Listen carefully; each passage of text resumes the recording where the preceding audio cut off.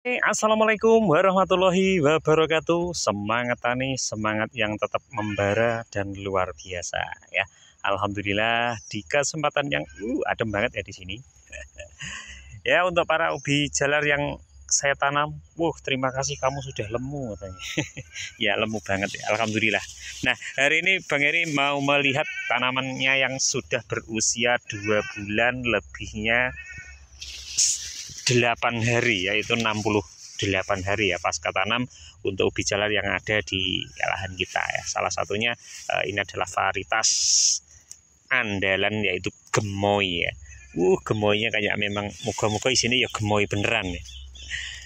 Karena kemarin nanam di musim penghujan akhirnya akarnya lumayan banyak ya. Nah ini untuk gemoy 122 ini. Nah, umbinya sudah besar apa belum? Ini lur. Ini ya. Umbinya sudah bisa untuk kita jual ya. Kalau kita menginginkan untuk jual ya. Nah, seperti ini. Sudah besar-besar lah.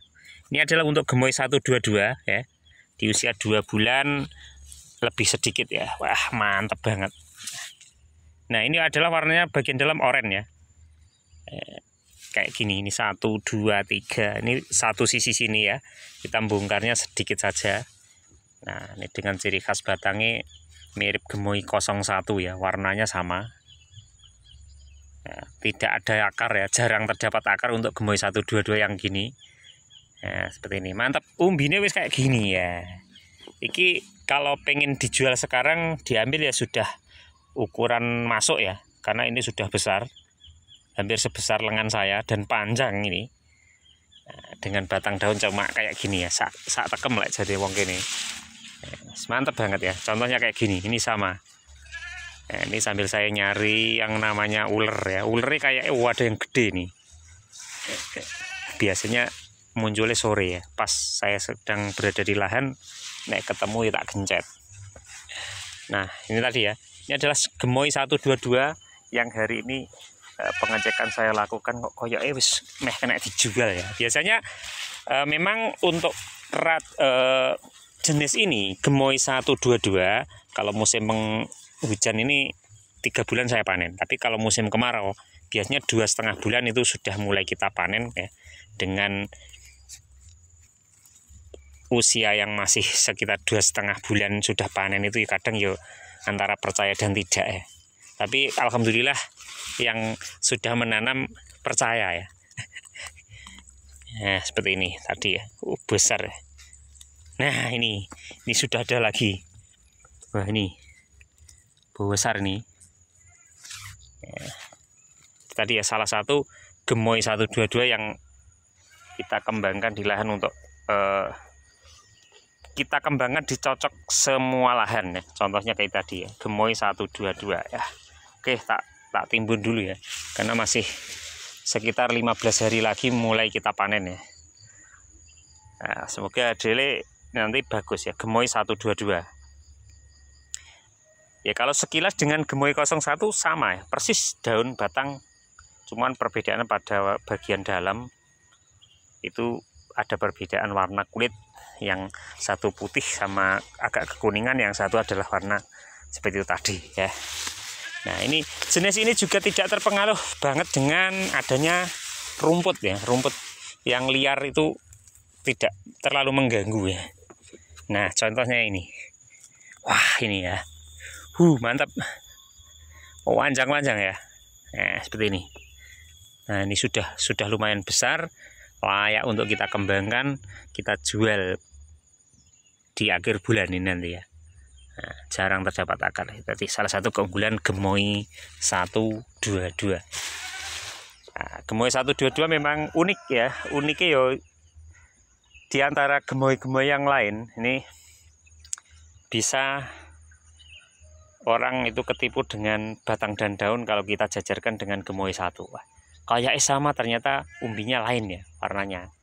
Kulit ternyata merah, bagian dalam oranye ya. Tapi kalau gemoy 1 warnanya kulit agak kuning, tapi bagian dalam juga oranye agak kuning ya. Mantap pokoknya. Nah tadi ya untuk gemoy 122. Nah Ini juga berada di bawahnya gemoy ini ada. Mantap ya. Nah, ciri fisiknya selalu seperti ini ya. Untuk varietas gemoy rata-rata banyak terdapat batang yang tumbuh dari bagian bawah ya. Seperti ini. Ini salah satu juga bisa untuk kita jadikan pembibitan yang super. Seperti ini ya, yang tegak berdiri ini. Ini juga bagus untuk kita kembangkan di lahan selanjutnya ya. Nah, ini sambil kalau gitu tak ceknya ya, ini yang batangnya cuma segini, umbinya sudah besar apa belum? Ternyata, nah ini untuk 122 yaitu gemoy 122 umbinya. Nah ini dengan usia masih 2 bulan lebih 10 harian lah kalau nggak salah gitu. Wah, umbinya wis kena didol, contohnya seperti ini ya.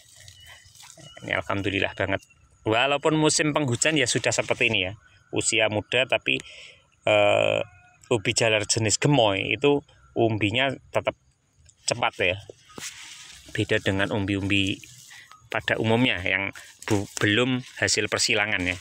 Nah, itu tadi ya salah satu keunggulan dari gemoy 122. Walaupun kita tanam di musim penghujan, umbinya itu tetap akan cepat besar ya. Makanya jadi itu kita tetap panen di usia sekitar 3 bulan ya. Mungkin maju mundurnya 1 minggu ya.